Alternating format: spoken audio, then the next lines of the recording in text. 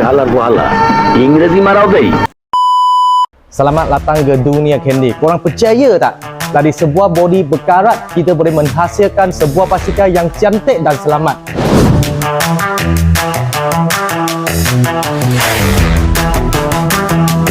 Hari ini saya nak tunjuk korang semua cara kami menghilangkan karat sebelum proses cat.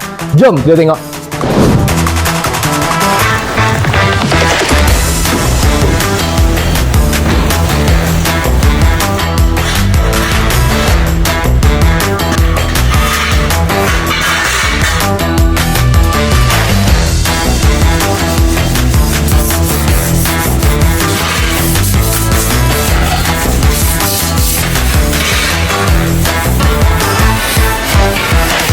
Kalau korang nak tengok proses seterusnya, sila like, follow dan share video ini.